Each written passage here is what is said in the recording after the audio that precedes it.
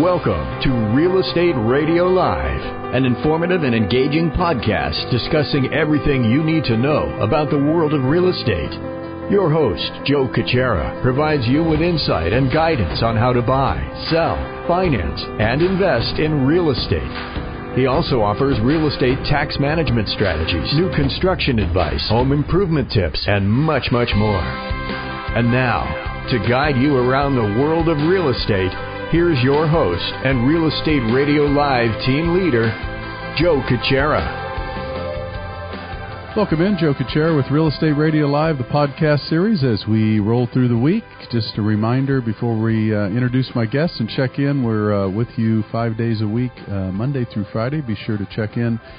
For more information, you could always go to reradiolive.com. Our focus has been the same for 7 years. That's to educate and inform the consumer, to help you make wise decisions in and around your real estate. Before we get started, just a reminder, if you need any help with a purchase, financing a purchase, or refinance, maybe you need some consultation how to really navigate this market, get approved, you could reach me at 408-838-9060, or you could always email Joe at reradiolive.com. All right, the market's always changing. We always love updates, information, and we're lucky today to have one of those experts in the field, and that is Michael Riese. Mike, good to have you here today. Thank you, Joe. My pleasure. Yeah, it's always good to have the experts, and I'll say on a regular basis in a market like this where, you know, inventory is low. Mike's going to talk a little bit about it, how to navigate around that a little bit, but more importantly, how do you choose the right agent? How do you know you're choosing the right agent? We're going to talk a little bit about that. But before we get into that, I'm going to ask Mike if you could give us, the listeners, a little bit about your background, and then we'll have you ask you a little bit about the market as well. All right. Thank you, Joe. Well, I've been actively involved in real estate since 2003 in every facet from land development and acquisition all the way through commercial and residential brokerage, and have focused primarily in the last 7 or 8 years on residential brokerage here in the South Bay predominantly. Very good. So tell us a little bit about, and it is an interesting market, isn't it? You've been doing this long enough. Give us kind of an update of, I guess, take us through maybe Santa Clara County, kind of the Silicon Valley, what's going on in the marketplace, maybe a snippet of the inventory, and some of the challenges we're faced with today as consumers and in our industry.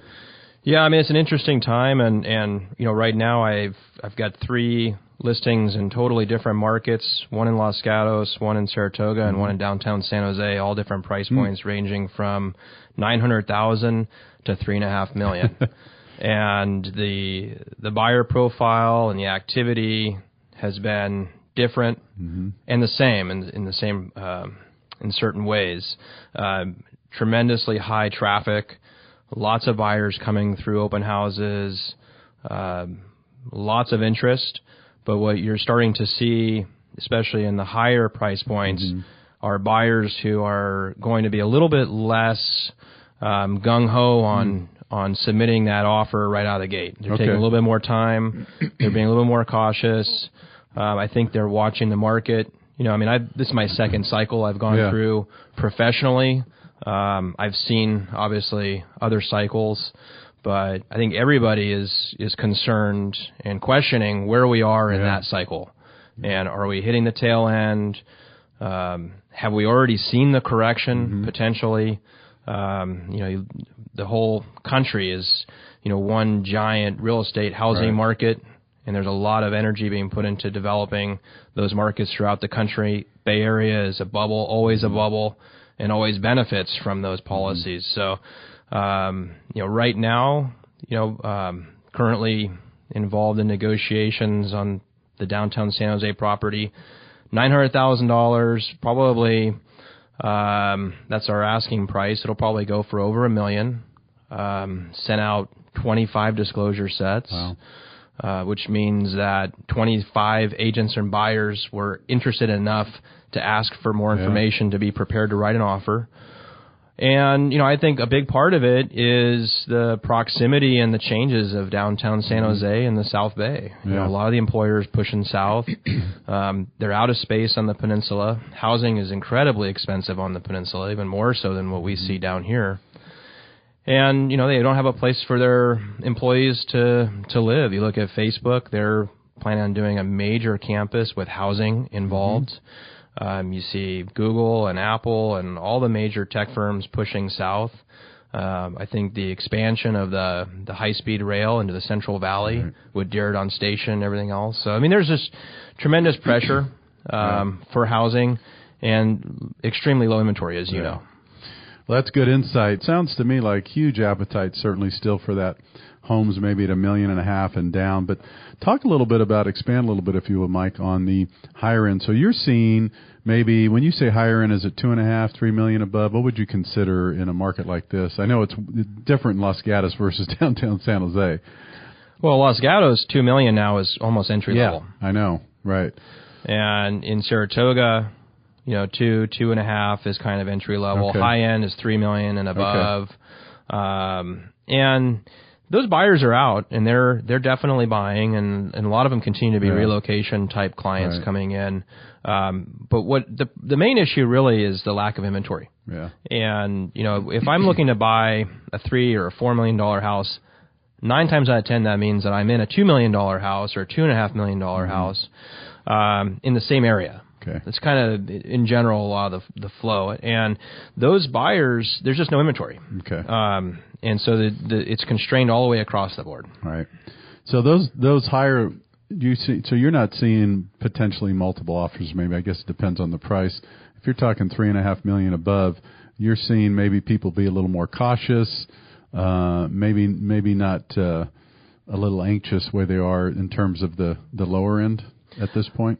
Well, I think in the last 5 years, we've seen buyers willing to pay, knowing that they're going to make it up, they're going to gain some appreciation, they're going to build some equity. And I think now buyers across all price points, but especially the higher price points, because they're putting a lot more cash down. They're seeing it as they have to have the value out of the gate. Yeah, I see. Does that change at all, Mike, versus Santa Clara County? I know Los Altos, as you move up the peninsula, as you mentioned briefly, Palo Alto, Los Altos, is this market all kind of the same, or do you see different little pockets in different areas of interest, or people willing to overpay, or is it just across the board? If the property's right, someone's going to overpay for it right now. Real estate's very, very local. Yeah. And, give you a good example, the property in Saratoga, we're in contract on the sale side. The buyer's agents come from Southern California. Okay. No knowledge of the Bay Area, really no knowledge of the Saratoga market. And so we had to kind of educate him to a certain extent. But, it's really important that consumers and realtors understand the specific market that they're in, because I think that's where a lot of consumers get into trouble is they start. We've been conditioned now to trust technology, algorithms, things that automatically generate a value expectation, and those have been proven to be fairly false when it comes to unique properties.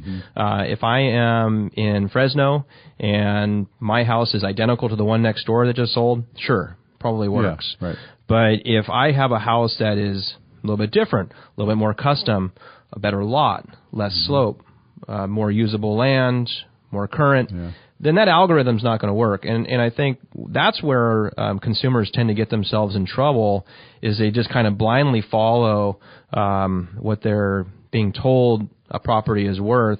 And to be honest, it really does impact the marketability of a home. And so locally, that's why it's super critical to have a good realtor on both sides who understands the market and who can guide the client in making a smart decision, because it's easy to buy, it's easy to overpay, right? That's not a challenge, and that's not what your realtor's there for. The realtor's there to make sure that you don't overpay, and that you get a fair value, and both sides are coming out winning. Very good. On that note, I want to piggyback a little bit what you just said. So I always, this show is really the focus is educate and inform consumers. So if I'm a consumer out there right now, Mike, and you're certainly in that top 10% of the realtor status where you do a majority of the business, you've been doing this long enough, you're successful. What are you telling a client sitting down right now that's just shaking their head going, Mike, man, this is a crazy market. I'm in the market to buy a $1.5-2 million home. I'm getting outbid. What kind of advice would you give them? Number one, whether it's hang in there, what's your strategy? What would you tell them? And then that's the first question. The second part of that, who are they going to lean to on, or how do they know they're choosing the right realtor? That's going to take some time, maybe, huh?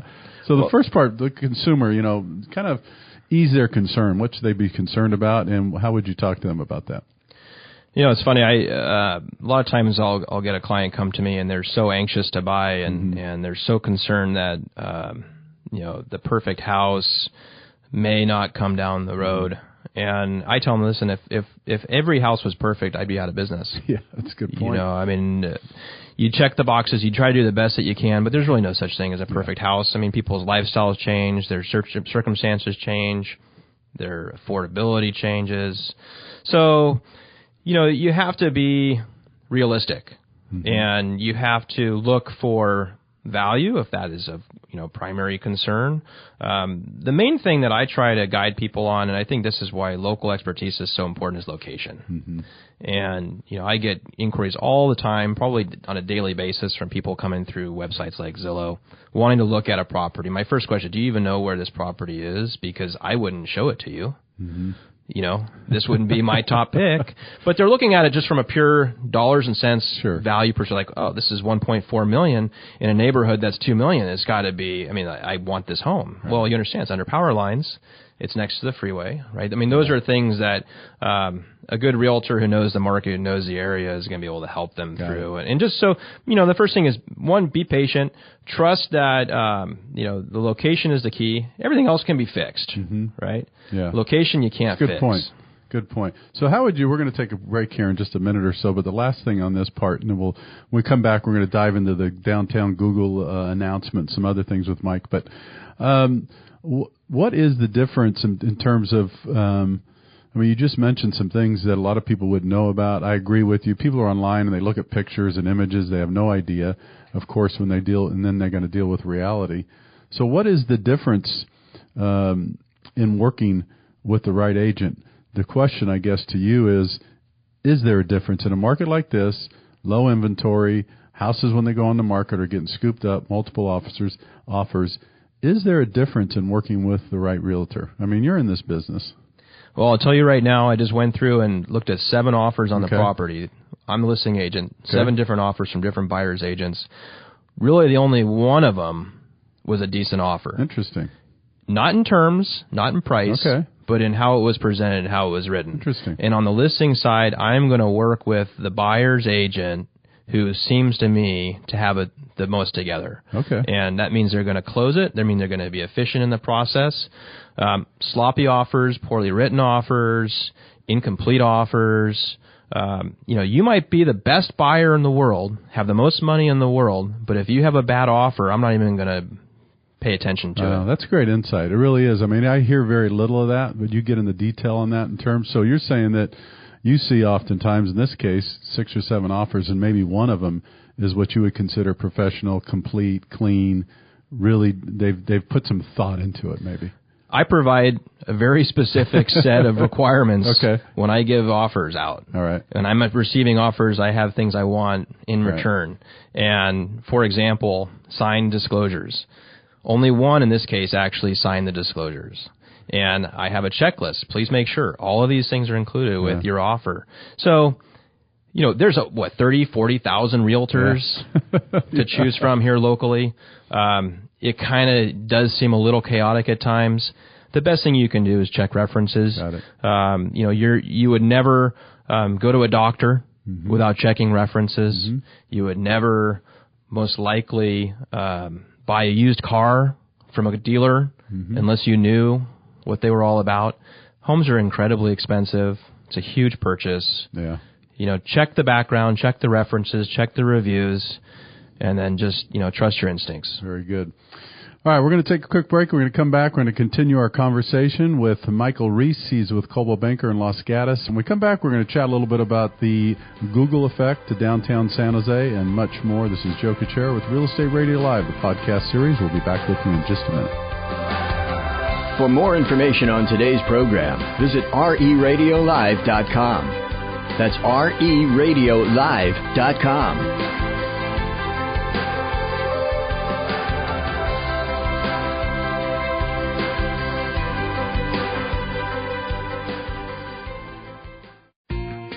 Hi, this is Joe Kuchera of Real Estate Radio Live. Thanks for tuning into our podcast. We are your go-to resource for all aspects of real estate, including buying, selling, refinancing, building, and legal and tax advice, and much more. You can subscribe to Real Estate Radio Live podcast on iTunes and Stitcher to listen to an engaging discussion about anything and everything real estate. So make sure you get our app, RE Radio Live, in the iTunes store to follow the show. Welcome back to Real Estate Radio Live. For more information on today's topic or guests, just visit reradiolive.com. That's reradiolive.com. Again, your host for today's edition of Real Estate Radio Live, Joe Kuchera. Welcome back in. Joe Kuchera with Real Estate Radio Live, the podcast series. Our conversation today is with Michael Riese. He's a realtor with Coldwell Banker in the Los Gatos office. The topic today is about the changing value, kind of an overview of the Silicon Valley and the market. And now Michael and I are going to talk a little bit about the Google effect coming in downtown and much more. Before we do that, though, Mike, if for those that may want to get a hold of you, have questions about you or doing business with you, what's the best way to reach you? You can always call or text me at 408-781-7692. Great. And you're in the Los Gatos office, right? That's correct. All right. So let's talk a little bit about, it's interesting. I could go back, and I've done a couple of shows on this over 2 years ago, certainly a year and a half ago. The great thing about podcasting and radio, you have everything recorded. I was talking a lot about how downtown San Jose was finally going to be done with false starts, I call them. I've been here for 40 years, and there's been always talk every once in a while, downtown's really going to take off. It's finally going to take off, and we've all false start. But you could almost see it coming a year or so ago, because you did see space run, high-tech business running out of space in the peninsula, up in the Mountain View, Sunnyvale, Cupertino, on and on and on. And then you kind of looked around and where are you going to go, right? And then you saw some companies buying up some property around by the airport, in that area over there. So here we go. Apple, Google, the biggest announcement, I think it's 8 million square feet or something eventually it's going to be, what their proposed project is downtown by Deardawn, something like that. It's bigger than their campus in Mountain View, I believe. It's a lot. I heard 8, I heard 10 million. They're going to probably double the workforce that's currently in downtown in the next decade. So how crazy. Does this, obviously great for the economy. A lot of this stuff's exciting, but then when we all kind of sink into our chairs and buckle up, we realize that it's exciting in some ways. We're in a business where we benefit from it, but then we're also in a business where we see people, that can't afford housing anymore, and people that, it's hard to get in, and people in the service industry that, how do they afford, and all those kinds of things. But so give us kind of an overview, in your professional opinion. What is this going to mean to downtown San Jose, and what is it going to mean to kind of the surrounding areas as downtown San Jose really gets real and develops? So I lived in downtown Nagley Park from 2007 until 2010. Okay. And downtown San Jose in that time changed even, in those few years. And I think we're historically in the last decade or so, downtown and the council has been pretty strong in trying to bring businesses down there, but they've been focused primarily on service and things that taking care of the residents, trying to increase residences. Predominantly, they're younger or older, not real family type, but millennials and then empty nesters. Interestingly, I used to work for a gentleman who owned a property across 87 from Adobe. And at the time, I was trying to negotiate a deal with Adobe to sell him that property, because I said, you got great opportunity right here to do a really cool housing concept for your employees, and and do something unique. And Adobe at the time just wasn't big enough, and I think that's the big thing, is that you finally have some gorillas coming in that have the cash, and they're going to carry and pull so much growth into downtown because they have the means to do so. They're not going to have to go through the redevelopment agency for funding. They're not going to, limp in. They're going to go in hard charging, and that's going to change things dramatically. And I think, timing is everything in this business. Yeah. Being able to bring in those employees, I guarantee you that Google and Apple are going to be having housing components in those campuses. You got to believe, huh? I mean, they have to. Yeah. They have to. And it'd be a mistake for them not to, because for one, they want their employees to stay working 24/7. So it's smart business, but it also helps them attract. And I have a lot of clients and friends who are hiring managers. They're having a hard time attracting people to Silicon Valley. The costs are so crazy. But, if you look at the expansion of the trains, the H train, the high-speed rail from, I've read articles about how, the Central Valley is going to be our new suburb because of that high-speed rail. If you can hop on the train and be here in 45 minutes and jump off at Diridon Station and be at work, well, now maybe Modesto might be where you live. Yeah. So, I think, it's not just a commuter to L.A. I mean, the Central Valley is probably going to have a bigger impact. So, what's that going to do? Well, it's going to put a lot of pressure on our housing market that's already constrained, that's already tight. So, historically, as you know, I mean, the peninsula has always been kind of the predominant high-value epicenter for Bay Area real estate. And that has to do with the fact that there's that convergence of employment, finance, education, Stanford right there. So, that's going to be pulling south. Yeah. Has to. So can you see, I mean, it could potentially, it's kind of exciting in some ways, because I would categorize downtown San Jose was always kind of just, okay. It wasn't like a downtown San Francisco or New York and some of these big places, but yet we had this thriving economy. We have the Silicon Valley, and we have, the venture capital that represents 70-80% of, all those things. But downtown San Jose was just kind of lukewarm, right? So could this, be the start of a transformation where, you could have a pretty interesting, lively, robust downtown area for the first time since I've been around here. I don't know that's ever going to be the metropolitan center that San Francisco is. Something that's developed over a century and just so organic and unique. I think it's going to be a very heavily tech-centered, very modern, futuristic type environment down there, because you're going to have a lot of tech employees. And I think that's going to be kind of the changing face of San Jose, personally. Hopefully that brings things back that have struggled in the past, like arts and cultural activities. But I personally think it's probably going to be very heavily, tech and engineering. Right. So if you're, again, working with clients right now, all this stuff's going on. Let's call it buyers, right? And they're just asking you, they may, Mike, we really wanted to be in Willow Glen or the Rose Garden or specific areas, or I don't care where it is.